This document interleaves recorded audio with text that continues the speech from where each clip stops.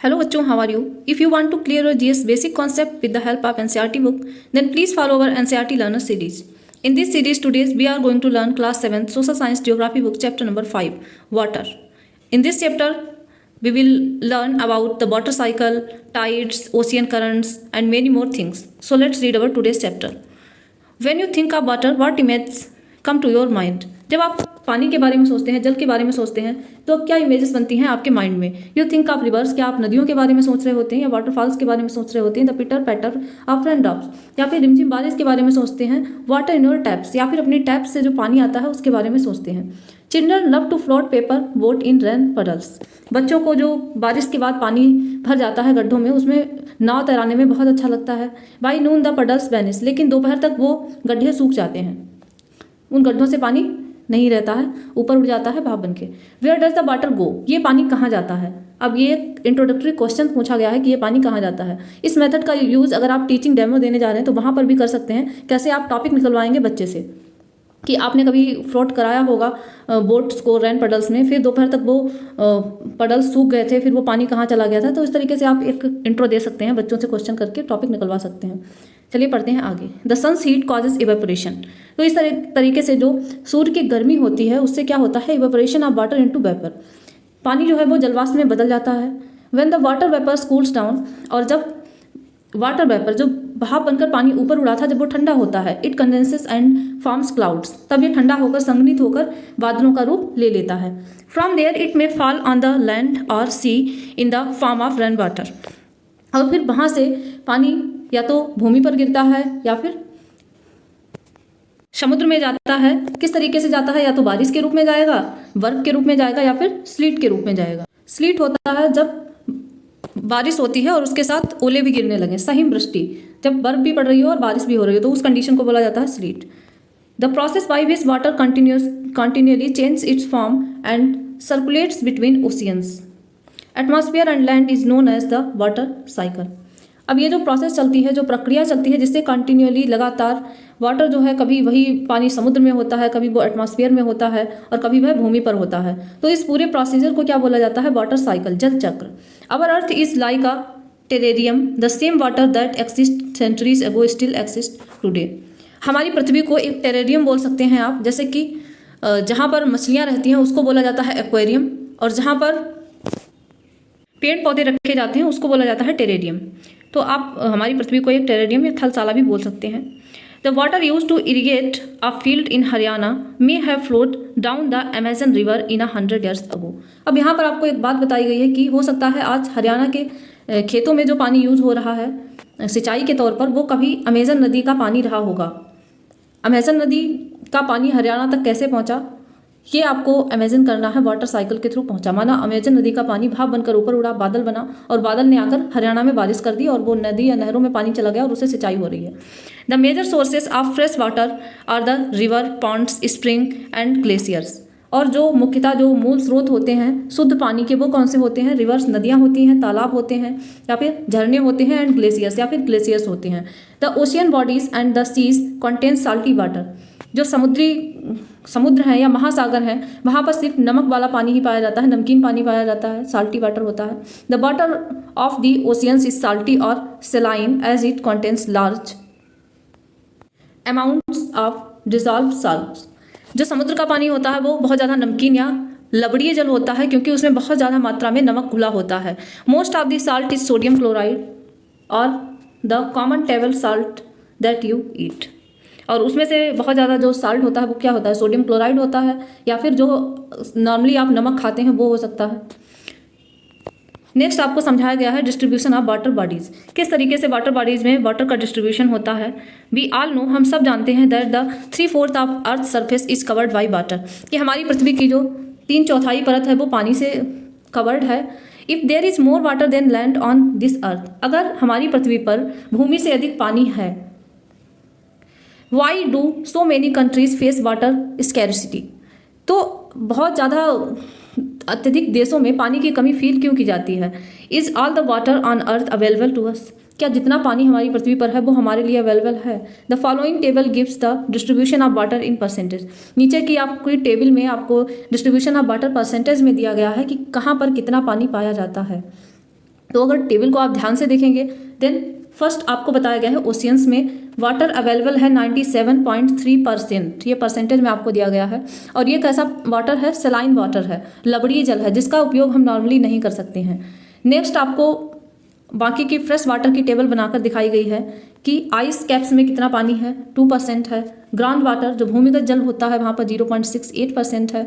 Fresh water lakes, झीलों का जो फ्रेश वाटर है वो 0.009% है। साल्ट लेक्स 0.009%, एटमॉस्फेयर में 0.0019% है, रिवर्स में 0.0001% वाटर है। तो इस तरीके से हमारा टोटल 100% वाटर बन जाता है। अगर आप काउंट करेंगे पूरा तो 100% आपको मिलेगा। लेकिन आप सोच के देखिए 97.3% वाटर जो कि ओशियंस में है उसको हम नॉर्मली यूज़ नहीं करते हैं। तो बचे हुए सोर्सेस में जो भी हमारा पानी बचा हुआ है तो वही हम यूज़ कर पाते हैं as a fresh water. Side में आपको समझाया गया है लवणता के बारे में। Salinity is the amount of salt in grams present in 1000 grams of water. जो लवणता है वो 1000 ग्राम पानी में नमक की जितनी मात्रा होती है उसको लवणता बोलते हैं उस पानी की। The average salinity of oceans is 35 parts पर 1000, और जो औसत लवणता होती है वो लगभग 35 पार्ट्स पर 1000 होती है। मान लिया कि अगर आप 1000 ग्राम पानी लेते हैं तो उसमें 35 ग्राम नमक पाया जाएगा समुद्र के पानी में। एंड नेक्स्ट आपको वंडरफुल नॉलेज दी गई है about Dead Sea. Dead Sea in Israel has salinity of 340 grams per litre of water. Normally तो 35 ग्राम लवणता पाई जाती है पर लीटर में, लेकिन जो डेड सी मृत सागर है इजराइल का, वहाँ पर लवणता 340 ग्राम पर लीटर के हिसाब से पाई जाती है। 1 लीटर पानी में 340 ग्राम नमक आपको घुला हुआ मिल जाएगा। Swimmers can float in it because the increase salt content makes it dense. और वहाँ पर जो तैराक हैं वो आराम से स्विम कर सकते हैं। अगर आपको भी तैरना नहीं आता तो आप मृत सागर में जाके आराम से तैर सकते हैं, क्योंकि वहाँ पर डेंसिटी इतनी ज़्यादा हो जाती है, इतना ज़्यादा पानी डेंस हो जाता है उस साल्ट के चलते कि कोई भी वहाँ पर तैरता रहता है। नेक्स्ट आपको एक्टिविटी दी गई है और उसके थ्रू समझाने की कोशिश की गई है कैसे आप 2 लीटर पानी लेते हैं और उसमें से 12 स्पून आप वाटर निकाल के अलग रखते हैं, 2 स्पून अलग रखते हैं एंड उसके बाद हाफ स्पून अलग रखते हैं और 1 ड्रॉप अलग रखते हैं। तो ये कुछ चम्मच जो पानी निकाला गया है 2 लीटर में से, ये वो फ्रेश वाटर है जो हम लोग यूज़ करते हैं। ये इस एक्टिविटी के थ्रू आपको समझाने की कोशिश की गई है कि अगर आपकी पृथ्वी पर मान लिया टोटल 2 लीटर पानी है तो आप कुछ चम्मच या कुछ ड्रॉप्स ही पानी यूज़ कर पा रहे हैं। नेक्स्ट आपको दिखाए गए हैं कि कुछ न्यूज़ आर्टिकल्स जो कि वाटर को सेव करने के लिए, the water you drink every drop count. तो इस तरीके से जो न्यूज़ आर्टिकल्स निकलते रहते हैं, वाटर को सेव करने के लिए कई सारे कैंपेन चलाए जाते हैं, तो वो दिखाने की कोशिश की गई है आपको अवेयर करने के लिए। एंड आपको बताया गया है 22 March is celebrated as World Water day.